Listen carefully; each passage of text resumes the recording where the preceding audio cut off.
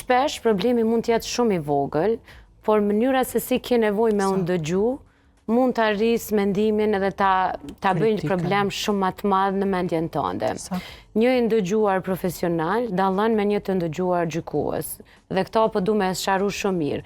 Shumë mund ta kem një shoqe shumë të ngushtë, por ndëgjimi i saj mund të jetë jo profesional. Edhe mund të marris problemin e vogël që kam në kokë të ma bëj më të madh. Këtu dallon një bisedë profesionale me një bisedë miqësore. Edhe biseda miqësore është ndoshta kryequt të bazuar në simpatinë që kemi për njeriun. Si jemi realist pastaj. Ndoshta edhe në ndjeshmërinë, sensitivitetin, gjërat që jemi kaluar bashkë.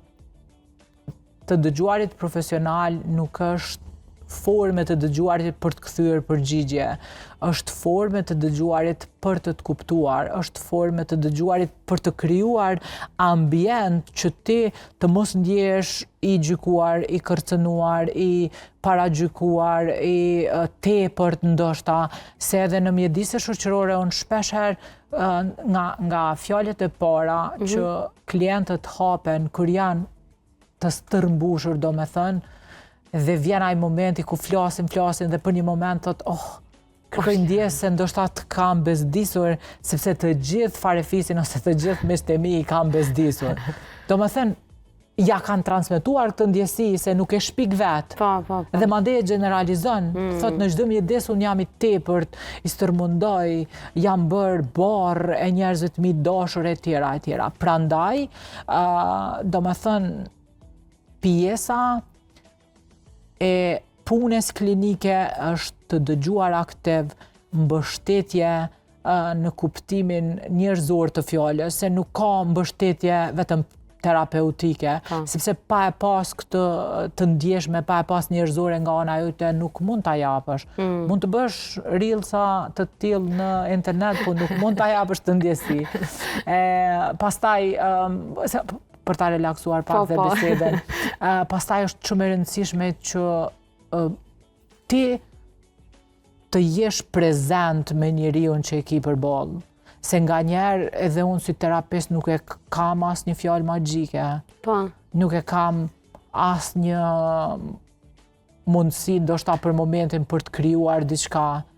Thjesht e kam ose e kam një bashkë me te, ose kam një moment ku neve shihemi, ndjejmë këtë emocionin e njëjtë.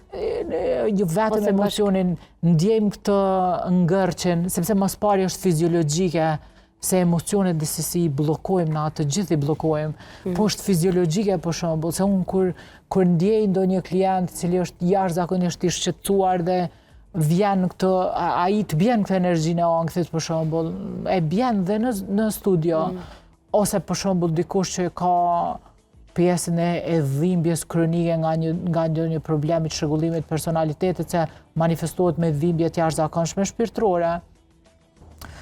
Ti sikur e ke një lodhje pak më ndryshe nga seancat tjera, sikur ke pastaj ke një vetë reflektim për shembull për potencën që ke si njeri. Dhe këtë ta mundëson psikoterapia vetanake, fazat e zhvillimit si terapist, fazat e vetë zhvillimit që është kryesorja, psikoterapia personale si individ, pastaj psikoterapia grupore si profesionist.